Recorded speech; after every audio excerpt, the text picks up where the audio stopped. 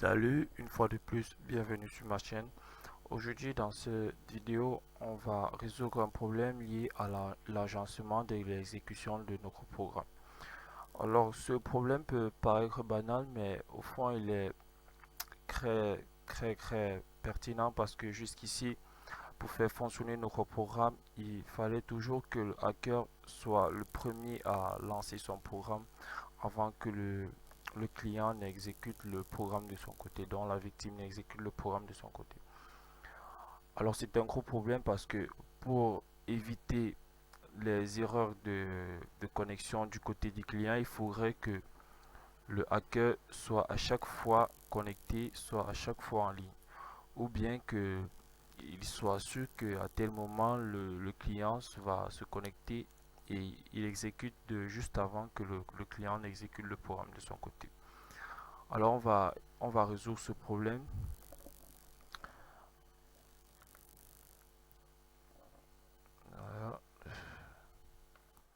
Alors déjà voilà l'ancien programme.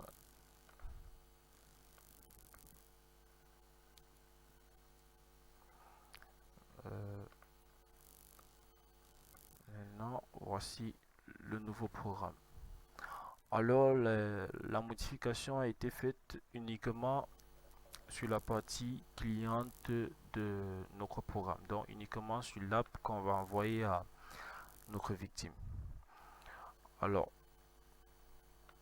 cette modification a été d'ajouter ces différentes lignes. Parce que vous voyez, sur l'ancien programme, on exécutait juste la fonction, vu que tout notre programme se trouve dans cette fonction, mis à part les adresses, les identifiants. Donc, ici, j'ai donc créé une fonction pour l'exécution de notre programme. Donc, j'ai appelé cette fonction main. Et dans ma fonction, j'essaye d'exécuter mon programme. Donc, j'essaye à chaque fois de l'exécuter. Pourquoi j'essaye à chaque fois? Parce que là, j'ai mis là, il y a une exception. Là, c'est pour toutes les situations où il y aura des erreurs dans l'exécution de notre programme connexion. Alors, s'il y a une erreur, là, on va stopper l'exécution de notre programme pendant 10 secondes. Et ensuite, on va relancer l'exécution.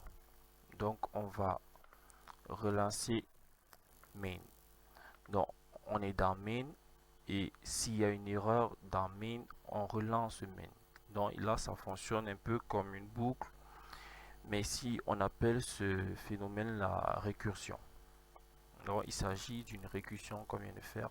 Donc, exécuter une fonction dans la fonction. Donc, une fonction ayant le même nom, exécutée à l'intérieur d'elle-même. Alors donc ici, si là là je fonctionne en local. Donc voici la partie serveur. Donc je rappelle encore que la partie serveur n'a subi aucune modification. Déjà, elle n'était pas dans une fonction. J'espère que vous vous en rappelez bien. Bon, oui, bref, elle n'a subi aucune modification. Alors si j'exécute là c'est l'ancien programme. Si je l'exécute sans exécuter le serveur, il y aura une erreur. Là, vous voyez bien, il y a une erreur. On dit bien que l'ordinateur cible l'a expressément refusé. Bref, c'est un message qui est lié au fait que le serveur n'est pas encore connecté, vu que le serveur attend les connexions. Et c'est le client qui doit chercher à se connecter vers le serveur et pas l'inverse. Donc, c'est pour ça que cette modification a touché uniquement le, le client. Alors donc vous avez vu, il y a une erreur. Alors que si je l'exécute d'abord, si j'exécute d'abord la partie serveur avant d'exécuter le client, là, ça fonctionne normalement.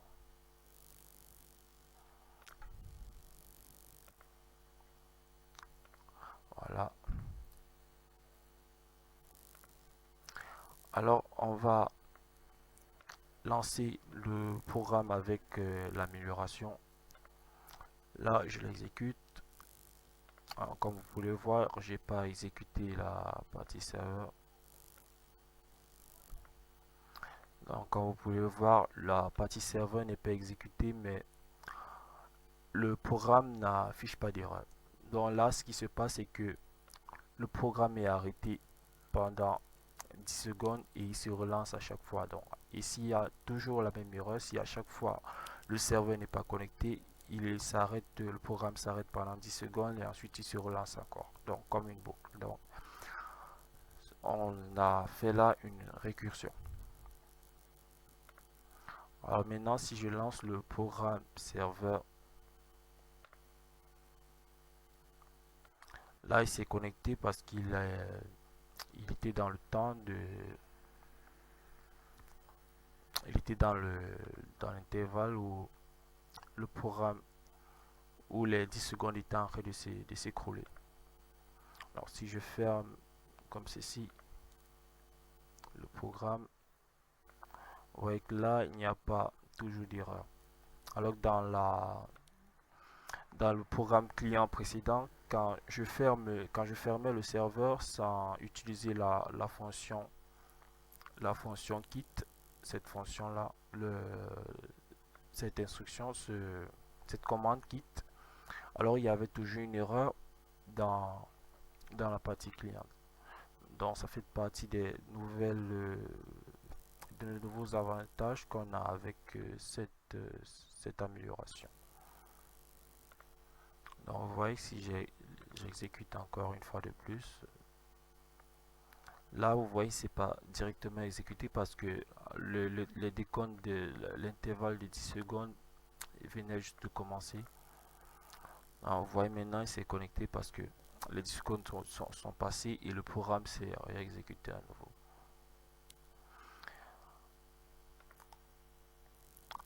Alors on va l'implémenter sur Kali Linux. Alors nous voici sur Kali Linux. Je vais commencer par exécuter chez moi le programme, bon, chez moi le hacker. Et ensuite j'exécute chez le client. Là c'est l'ancien programme client. Là ça fonctionne. Et là si je ferme comme ceci, là on a une erreur.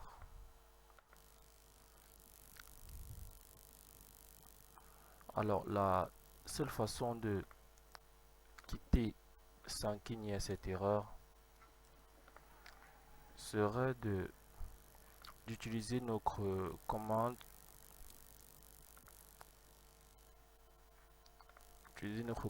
qu'on a appelée git.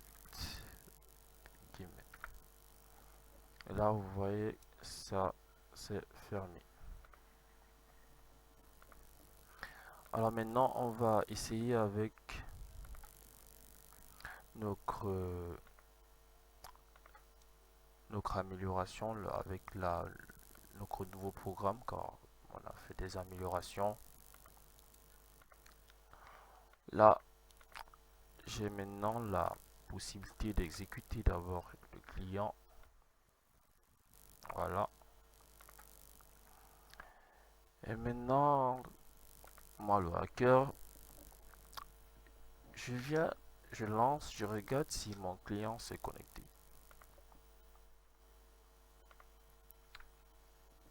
Là, pardon, pourquoi cette erreur?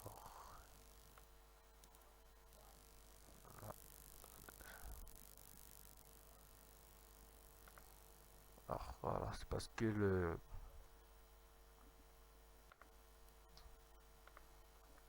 ce sont des choses qui peuvent arriver. Bref, on va relancer. l'erreur était sur la partie serveur. Donc je disais qu'on va plutôt relancer ici. Voilà. Et là maintenant on relance chez le serveur. Voilà, il s'est pas connecté. 10 secondes ont passé. Voilà, c'est bon. Maintenant, si je quitte brutalement, comme je l'ai fait il y a tout à l'heure, il n'y a pas d'erreur et l'application fonctionne toujours. Donc, je peux encore venir me connecter. Voilà. Et maintenant, pour que l'application puisse se fermer, j'appuie, tape ma commande, quitte. Et maintenant, notre appli s'est arrêté. Donc, comme on a fermé notre programme à travers cette commande, il va falloir encore attendre que notre victime clique sur le programme qu'on va lui donner pour le hacker.